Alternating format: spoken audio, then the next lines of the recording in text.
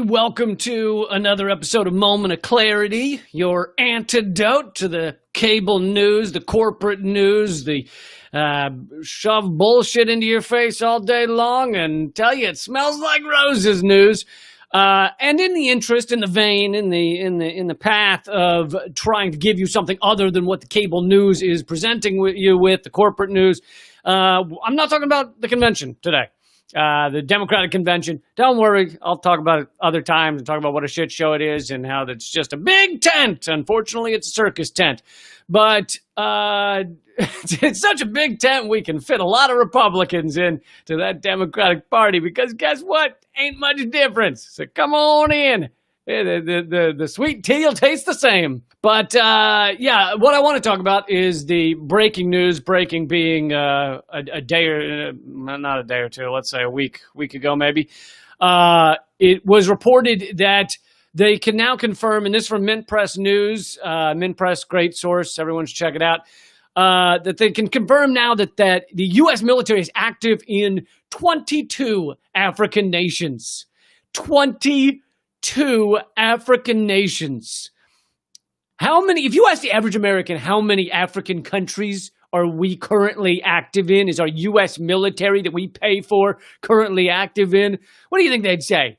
You think they'd say, oh, 22, absolutely. Or do you think they'd go, one or none? None maybe? Is Africa a country? 22 African nations. And so this is U.S. Special Operations Forces, super special, by the way, Operation Forces, where they're active in 22 African nations. They saw combat last year in 13 of those. So this is not just standing around, right? Combat is happening in most of these. U.S. Africa Command, our military command in Africa, which is called AFRICOM, which kind of ironic, not much calm involved. So it's Afri-Chaos should be a better name for it. But AFRICOM generally claims that these special forces don't do anything that dramatic. You know, they go no further than what the military calls AAA missions, AAA missions. And that stands for Advise, Assist, and Accompany. Advise, Assist, and Accompany. I don't know why I'm having so much trouble saying that. But, yeah, let me ask you this. Last time you had a jacked up dude with an automatic rifle and grenades on his hip and fucking full on paramilitary gear, last time you had one of those advising you, how did it go? Was it peaceful? Was it not? Were you like, hey, you with the fucking roid rage veins ripping down your neck and the automatic rifle, can you advise me on which of these flowers over here, which of these plants are edible? Can you advise me on what color to paint my shed? They don't advise. They're weapons of war, right? These individuals are weapons of war, and that's what they end up doing. And as I just said, they saw combat in 13 of those nations last year. That's what these are the ones people found out about. If the U.S. is active in 22 nations, probably there's a lot of combat we don't know about. But these are the ones we know about. The United States has roughly 6,000 military personnel scattered throughout the continent. This is, again, Mint Press News. Also, The Intercept has reported that the military operates 29, U.S. military operates 29 bases across the continent. Those are 29 of our roughly 900, maybe 800 military bases around the world that you and I fund as American taxpayers. If you're watching this in another country and you're not an American taxpayer, congratulations. You don't have as much of this blood on your hands. One of the huge drone hubs, the article says, is in Niger, something the Hill called the largest U.S. Air Force-led construction project of all time. Yeah, sounds like we're really hands-off on Africa, doesn't it? The largest African-led construction of all time. Here's a list of the countries, or I'm not going to go through all of them, but here's most of them. In case you were wondering, which countries is the U.S. military fucking gunning people down in? Morocco, Algeria, Tunisia, Libya, Egypt, Chad, Cameroon, Nigeria, Ghana, Ivory Coast, Senegal, Niger, Djibouti, Ethiopia, Somalia, Kenya, Tanzania, Botswana. Now I'm turning it Italian. I don't know why. Tanzania just got me in the Italian accent mood. And Madagascar. Not that Tanzania has anything to do with Italian. It's just the Ia. I like the Tanzania. Wouldn't it be great if there was one African nation that was just all fucking Italians? I think that'd be interesting. Anyway, yeah. So that's the list. That's not all of them. That's most of them. It's to continue in the article here, it's also clear that the United States plays a key role in training many nations' soldiers and security forces. Training, right? This is, training is the nice term for teaching how to kill often innocent civilians. You give people weapons of war and they will use them. So if you give them armed drones, they will find a reason to use them, which often means innocent civilians die. If you give them a SWAT team and teach them, here's how to initiate SWAT attacks in our U.S. cities, it will get used. And that's why SWAT raids, if you look at the number of SWAT raids on a chart, they go up like this, whoop, over the last few years. Why? Because more and more city police departments have larger weapons of war for their SWAT teams. And guess what? They find reasons to use them. So all of a sudden, yeah, that little old lady who's selling weed out her back door, I think she deserves a SWAT team. I think we should definitely come flying through the window on goddamn ropes with our guns out. I think that's the best way to handle that. So, as many of you may imagine, this only partially includes, this 22 nations only partially includes the U.S. contractors. A lot of what the U.S. military does is black sites, black ops that people cannot find out about. But some of these contractors are paid by us, the taxpayer, paid by the American people, and therefore you do find out about some of them. For example, the U.S. pays Bancroft International, a private military contractor, to train elite Somali units who are at the forefront of the fighting in the country's internal conflicts. According to the Mail and the Guardian, these Somali fighters are likely also funded by the U.S. taxpayer. So, for those of you who are American citizens, every time you write that check, think about all the Somalis you helped kill or imprison or whatever the fuck they're doing over there with the training from our contractors and the weaponry. And here's the thing, if it were literally just like, hey, there are bad guys, fucking jihadists who are beheading people, and we want to protect the good guys against these people that are doing a lot of harm over there, that'd be one thing. But it cannot come from the world's biggest killer. It cannot come from the United States, where clearly we do not know how to be at peace. We cannot do it. It is impossible for us to, at least looking over the past several decades, the peace is not in our vocabulary. So when we're going over and killing 1 million people in Iraq and killing people every day, more than the Taliban in Afghanistan, and killing people in Syria and killing people in Libya, you can't then turn to that person and say, hey, I also think it'll be a good idea that you help them over here. Because it's like, turning to some fucking mass murder, the Green River Killer or something, and being like, hey, can you look after my family? I know you did all that awful killing and shit, but that was over there. Over here, can you just I got a couple of kids and just, they like to play with the Legos. So if you just help them out with that for a few hours, that'd be really cool. It cannot come from us. So for anyone who wanted to argue, well, I know what's going on in Somalia and what the U.S. has done is very positive, doesn't fucking matter, all right? Doesn't fucking matter. Can't come from the world's largest death machine. And generally speaking, we only will do that, even if it were, let's suspend disbelief and say, oh, everything they've done is just so positive, it's wonderful.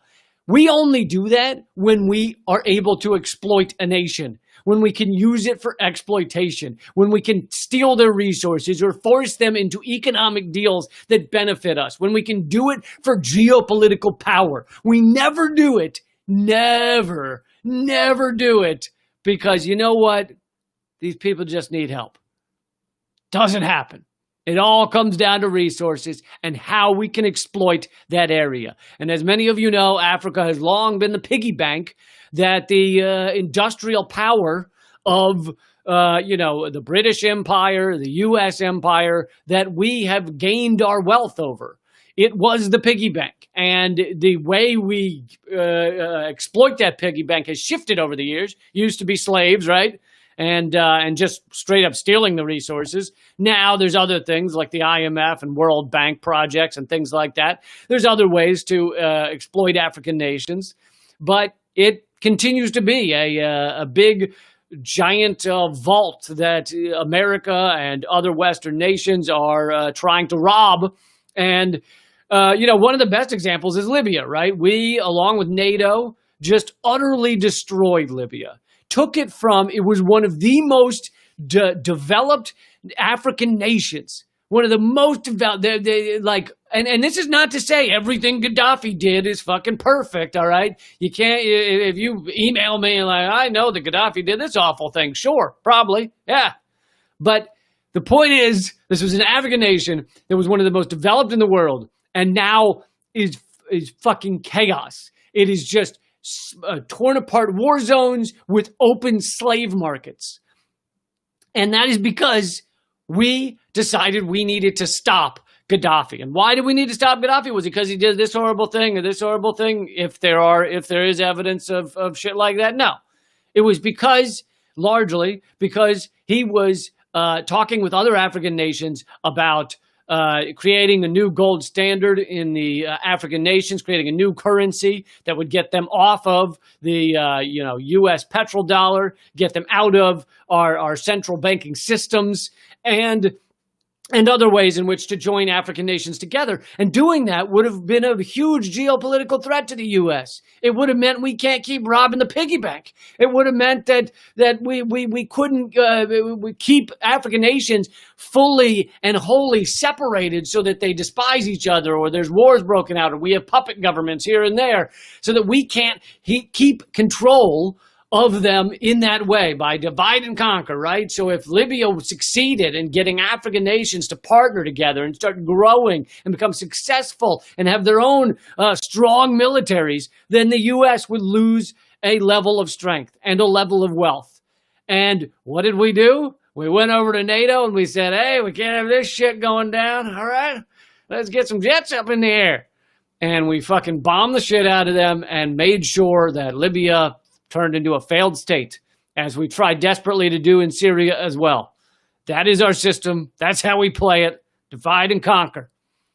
Another point here that you will not hear talked about, even if this discussion is had on your corporate airwaves. They wouldn't have this discussion, but if they talked about AFRICOM, the occasional report you see about it, or something like that, or there was there's a moment where a few U.S. troops get killed in one of these African nations, and then you might see 1 day's worth of coverage on your mainstream airwaves. And what is that? Where does that come from? Well, what is it they won't talk about? Well, here's another point of it. We have a death economy, an economy based on killing and war, and to the tune of trillions of dollars.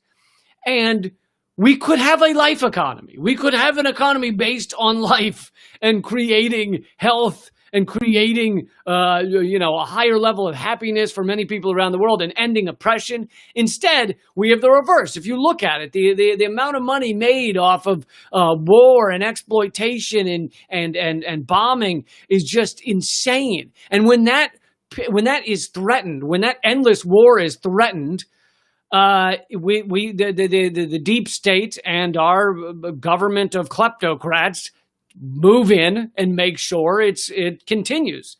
So for all the god-awful things Donald Trump has done, and I'm not going to list them here, you can fucking go read it up on it yourself. Donald Trump is a goddamn catastrophe in a million ways, but in certain things, like for a moment trying to create peace with North Korea, who stopped him? Our fucking military, our military-industrial complex, and the entire war state. the entire corporate war state, jumped in, frothing at the mouth, flipping out. How dare he possibly create even a minute of peace with North Korea? Weapon stocks collapsed. All right. They lost billions of dollars in that day when he announced there was going to be a deal with North Korea. But because he's got the mental capacity of a child, they easily influenced him and pushed him in a different direction. Pompeo and Bolton and such went into the meetings and took a big shit on the boardroom table, and it was over. And luckily, the weapon stocks all made a nice recovery because we need those nuclear bombs to keep threatening North Korea. Anyway. Long story short, we are active in a lot of African nations, and you hardly ever see it talked about. Something tells me you're not going to see it at your Democratic convention. I don't think. Not so much. You're not going to hear the fact that we're endlessly at war. Because, that doesn't fit into the divide and conquer two-party strategy. See, isn't it nice that they use the same strategy for so many things? Like they use it to make sure we can keep controlling Africa to some degree, and they use it to make sure they can control the American people. It's divide and conquer it's just a beautiful game plan. It's nice to see it work out so well. By the way, thank you all so much for joining me. If you're over at Facebook, please remember to come on over to youtube.com/Moment of Clarity and subscribe. I'm trying to do many more of these live streams. Please tune in as frequently as you can. Please share them. And, I am endlessly suppressed, but when you guys share this stuff or tell people about it or tell people you get your news from my YouTube channel or my podcasts, that makes a difference. So let's keep fighting out there, ignore the goddamn endless cacophony of nonsense that is sprayed at you, and actually focus on the deeper issues that essentially never get talked about, because the goal is to just continually push distraction. And actually getting to distraction, let me just say one more thing, who makes this decision? Who makes the decision on like AFRICOM? Who makes the decision for us to be in 22 African nations? Do you think they sat down with Donald Trump and said, we'd like to have some men in Niger? How's that sound? Doubt it. Doubt he gave a shit. Even if they did sit down with him and say that, he probably said, yeah, send your men wherever you want. I don't give a shit.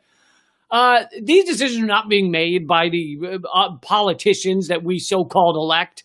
They're being made by these, warmongering assholes that are unelected and placed into positions of power. People like Bolton and Pompeo and heads of the CIA and the Pentagon. And that is not an accident. It's by design. All right? It's by design. These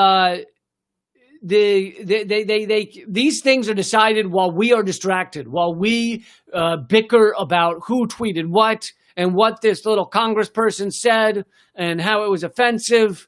And that is very useful to continue our endless wars, continue our exploitation and extraction of the wealth around the world. Is this just kind of distraction on a level that is unbelievable? And so I'm not saying Congress people don't say offensive things, but if you find yourself just yelling about what someone tweeted, again, you've missed the point. All right. Thanks a lot, everybody. Keep fighting.